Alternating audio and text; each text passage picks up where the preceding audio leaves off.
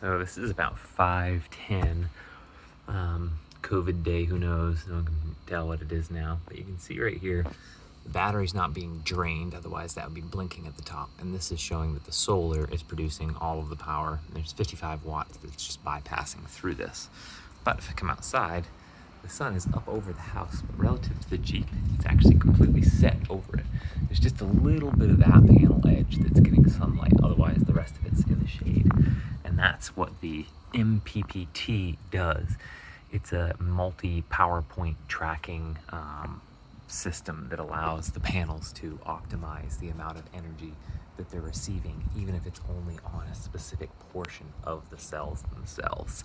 So that's what the high efficiency function of MPPT does with this. And so otherwise this thing is getting sunlight and then it gets parked in the garage. And so after this is done getting solar for the day, because I have the freezer set on freezer rather than fridge, this used about overnight 1,000 watt hours, which this only does 280. So I actually have behind it plugged in a wall plug that comes over to here, and so when I back into the garage, this is working as a UPS, which is an uninterrupted power supply.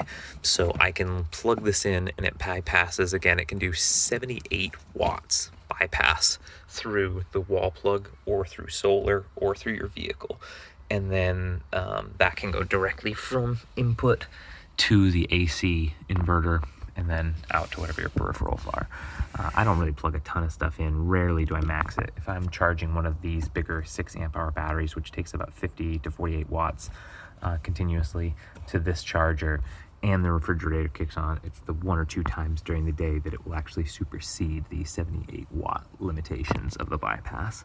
But otherwise it works as a UPS. It has MPPT, solar in tracking inverter, so that really helps optimize the power. I still haven't even taken this little plastic screen film off. That's pretty terrible. But otherwise, it's pretty great if you use the inverter side. I don't even touch the DC stuff, because if the voltage starts to lower, because it's lithium ion multi-pack, the voltage actually drops really low. So even after one, or like what would be about 80%, this is at 11 volts. So then the amperage draw goes through the roof to achieve the same wattage. So it's not really worth it to run anything off the DC side of this. So I just use it as an inverter and a small battery pack, and it pretty much does 90% of it as bypass. My battery rarely gets below 80%, which stinks, because I wish I could just tell it to stay into eco mode or something where it would only charge to 80% and it would only discharge to 20, but whatever, for how cheap it was and what it does what I need. But I really love the UPS backup function. It does come with a wire that isn't as flat onto the back of the device, so I had to use a different one. But it does come with the wall plug and the plugs to plug solar into the MC5 connectors, as well as the car charger. So it has all the peripherals. It does the trick, and this thing has been killing it. And this is pretty warm inside this Jeep.